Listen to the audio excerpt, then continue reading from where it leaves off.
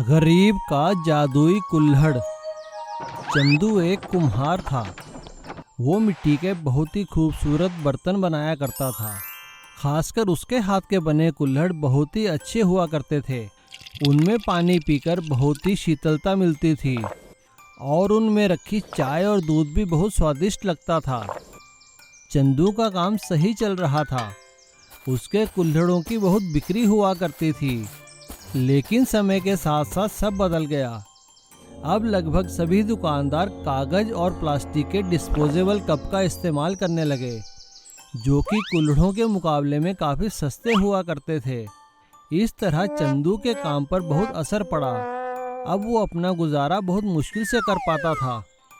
वो रोज़ सुबह अपने रिक्शा में कुल्हड़ लेकर निकल जाता और गली गली हर दुकान पर जाकर कुल्हड़ बेचने की कोशिश किया करता था। अरे सेठ जी, आप कुछ तो कुल्हड़ ले लीजिए। अरे भाया, समय बदल गया है। अब लोग कुल्हड़ में चाय कोई ना पीते। अब तो लोगों को डिस्पोजेबल कप चाहिए। लेकिन सेठ जी, कुल्हड़ में बनाई चीज़ का तो स्वाद ही कुछ अलग है।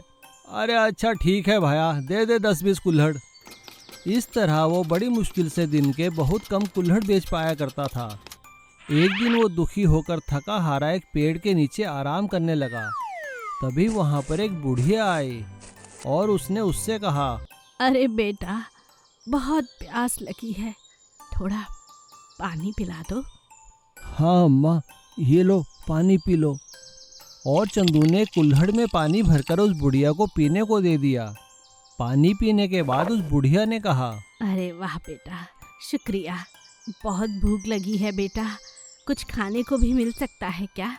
अम्मा, मेरे पास खाने को तो कुछ नहीं है, लेकिन मैं अपने लिए चाय लाया था घर से बनाकर। आप यही पी लो। ऐसा कहकर चंदू ने एक कुल्हड़ में चाय भरकर उस बुढ़िया को पीने को दी। उस बुढ़िया ने बड़े चाव से वो चाय पी और चाय पीने के बाद चंदू से कहा, अरे बेटा, परेशान लगते हो, बात क्या है? चंदू ने सारी बात उस बुढ़िया को बताई। चंदू की बात सुनते ही वो बुढ़िया मुस्कुराने लगी और उसने एक कुल्हड़ उठाकर चंदू से कहा, बेटा, तुम तो बहुत अच्छी चाय बनाते हो। इस कुल्हड़ की चाय को अमृत समझो और आज से कुल्हड़ वाली चाय बेचना शुरू करो। ध्यान रहे, इसी कुल्हड़ से एक बूंद उस चाय में मिला देना जो तुम ग्राहकों को पिलाओगे। तुम्हारी दिन दुगनी रात चौगनी तरक्की हो जाएगी बेटा। और हाँ, मिट्टी से प्यार बहुत जरूरी है। हमेशा कुल्हड़ में ही चाय को बेचना। ऐसा कहकर वो बुढ़िया वहाँ से चली गई और चंदू ने अगले दिन से अपने रिक्शा में अपने बनाए कुल्हड़ों में चाय बेचनी शुरू कर दी। और जैसा बुढ़िया ने कहा था, उस कुल्हड़ में से थोड़ी थोड़ी चाय अपने बर्तन में मिलाता रहा। उसकी चाय बहुत स्वादिष्ट बनती थी। धीरे धीरे उसका काम चल निकला। उसकी काफ़ी अच्छी आमदन होने लगी और उसने लालच के मारे अपने पास डिस्पोजेबल कप रखने शुरू कर दिए। लेकिन चंदू ने जैसे ही डिस्पोजेबल कप में चाय बेचनी शुरू की, उसका काम कम होने लगा। तभी अचानक उसे उस बुढ़िया की बात याद आई। अरे, ये मैंने क्या कर दिया? उस बुढ़िया ने तो कहा था कि कुल्हड़ में चाय बेचना और इसी कुल्हड़ में से चाय मिलाकर बेचना।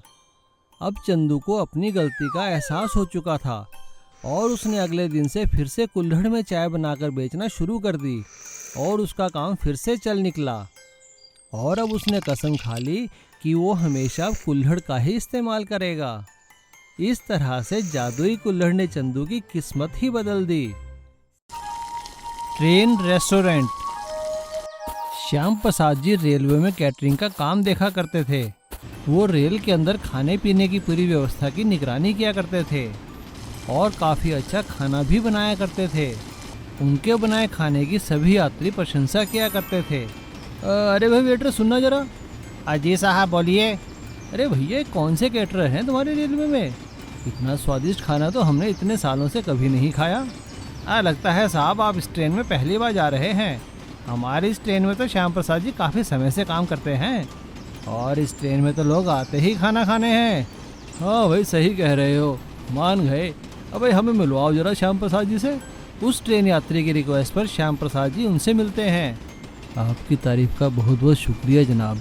मैं तो खाना बनाना अपना धर्म समझता हूँ, ताकि थके हुए यात्रियों को अच्छा खाना मिल सके और उनकी सारी थकावट दूर हो सके। और रेलवे में निरंतर सेवा करने के बाद एक दिन श्याम प्रसाद जी का रिटायरमेंट का समय आ गया। सभी रेलवे कर्मचारियों ने उन्हें भावभीनी विदाई दी। श्याम प्रसाद जी ने रिटायरमेंट के समय अपने बाकी साथियों से कहा, साथियों, मैं जा रहा हूँ ट्रेन छोड़कर, लेकिन देखना मेरे हाथ का स्वाद ना जाए। सभी यात्रियों को ऐसे ही अच्छा खाना खिलाते रहना। जी श्याम जी। घर आने के बाद श्याम प्रसाद जी का दिल नहीं लगा और घर वालों ने श्याम प्रसाद जी को एक रेस्टोरेंट खोलने की सलाह दी। घर वालों की सलाह मानते हुए उन्होंने एक रेस्टोरेंट खोला, लेकिन वो ये देखकर बहुत हैरान हो गए कि उनसे बिल्कुल भी स्वादिष्ट खाना नहीं बन रहा था और उनका रेस्टोरेंट चल नहीं पाया। वो मायूस होकर घर आकर बैठ गए। तभी एक दिन उनका दोस्त मनोहर लाल, जो उनके साथ कैटरिंग का काम किया करता था, उनके पास आया। अरे भाई श्याम, क्या हो गया, क्यों ऐसे उदास बैठा है? सुना है तूने रेस्टोरेंट खोला था। क्या बताऊं मनोहर, खोला तो था, लेकिन मुझसे खाना बना ही नहीं। श्याम प्रसाद की ये बात सुनकर मनोहर लाल बहुत जोर से हंसा। अरे भाई, बनेगा भी कैसे? तुझे तो चलती ट्रेन में खाना बनाने की आदत है, रुके हुए रेस्टोरेंट में कैसे खाना बनाएगा? मनोहर लाल जी की ये बात श्याम प्रसाद का बड़ा बेटा विजय सुन लेता है और उसे एक आइडिया आता है। वो रेलवे के कबाड़ से एक पुराना रेल का डब्बा खरीद लेता है और उस रेल के डब्बे को हाईवे पर एक रेस्टोरेंट में तब्दील कर देता है और उसकी किचन भी बिल्कुल रेलवे के किचन जैसी थी। विजय अपने पिताजी को उनके जन्मदिन पर ट्रेन रेस्टोरेंट तोहफे में देता है। पिताजी, ये रहा आपका जन्मदिन का तोहफा, एक ट्रेन रेस्टोरेंट। हाँ श्याम प्रसाद, ये रहा तेरा ट्रेन रेस्टोरेंट। भाई बना फिर से वही स्वादिष्ट खाना। श्याम प्रसाद जी ट्रेन रेस्टोरेंट देखकर हैरान रह जाते हैं और उसके अंदर जाके जब वो खाना बनाते हैं तो फिर से वही स्वाद, वैसा ही खाना बनता है जैसा वो ट्रेन के अंदर बनाया करते थे। और श्याम प्रसाद जी का रेस्टोरेंट चल निकलता है और श्याम प्रसाद जी का रेस्टोरेंट एक ट्रेन रेस्टोरेंट के नाम से प्रसिद्ध हो गया था। एक गांव में लीला और सुशीला नाम की दो औरतें रहा करती थी। वैसे तो दोनों आपस में पड़ोसी थी, लेकिन उनकी बिल्कुल भी नहीं बना करती थी। वो हमेशा एक दूसरे से लड़ा करती थी। एक दिन ऐसे ही सुबह सुबह दोनों का शोर सुनकर सारे गांव वाले वहां इकट्ठे हो गए। गांव के मुखिया ने दोनों से पूछा, अरे लीला सुशीला, चुप हो जाओ, शांत हो जाओ, भाई तुम लड़ किस बात पे रही हो, जरा बताओ तो सही। मुखिया की बात सुनकर लीला ने कहा, अब देखिए ना सरपंच जी, ना जाने हर दिन रसोई में नाना प्रकार के व्यंजन बनाती रहती है, जिसकी खुशबू मेरे घर तक आती है और फिर मेरे बच्चे भी खाने की जिद करने लगते हैं और मुझे पकाना ही पड़ता है। मैंने इसे कितनी बार रोका है, अपने घर में इतना अच्छा खाना ना बनाया करे। मुखिया जी, भला ये भी कोई बात है? मेरा घर, मेरी रसोई, मैं जितने चाहे व्यंजन बनाऊं, इसमें कोई रोकने वाला कैसे हो सकता है? ऐसा कहकर वो दोनों फिर से एक दूसरे के बाल पकड़कर लड़ने लगती है। गांव वाले बड़ी मुश्किल से उन दोनों को अलग करते हैं और उनकी लड़ाई का कारण सुनकर हंसते हुए वहां से चले जाते हैं। एक दिन सुशीला की बेटी ने आकर उससे कहा, माँ देखो ना, मेरा रिजल्ट आ गया, मैं क्लास में प्रथम आई हूँ। अरे वाह बेटा, मैंने तो अभी भगवान के भोग के लिए तुम्हारे लिए लड्डू भी बनाए हैं।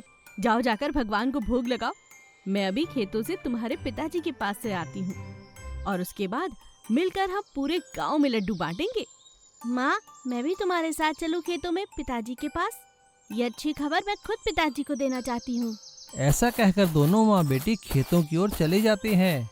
लीला ने जलन के मारे उन दोनों को सबक सिखाने की ठान ली, क्योंकि उसकी बेटी क्लास में फेल हो गई थी और मन ही मन सोचा, हाँ, ये अच्छा मौका मिला है, क्यों ना इन लड्डुओं में जमाल घोटा मिला दूं। सारे गांव को लड्डू खिलाने चली थी ना, बुरी हालत हो जाएगी सबकी और फिर मेरा बदला भी पूरा हो जाएगा।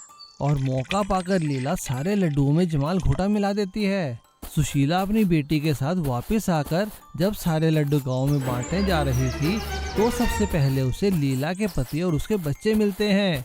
वो उन्हें सारी बात बताकर लड्डू खाने को देती है। लीला का पति सुशीला को उसकी बेटी के फर्स्ट आने पर बधाई देते हैं और बड़े प्यार से लड्डू लेकर खाने लगते हैं।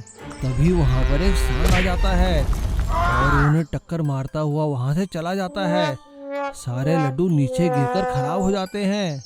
ये देखकर सुशीला और उसकी बेटी बहुत दुखी होते हैं और वो दोनों बड़े दुखी मन से अपने घर वापस आ जाते हैं।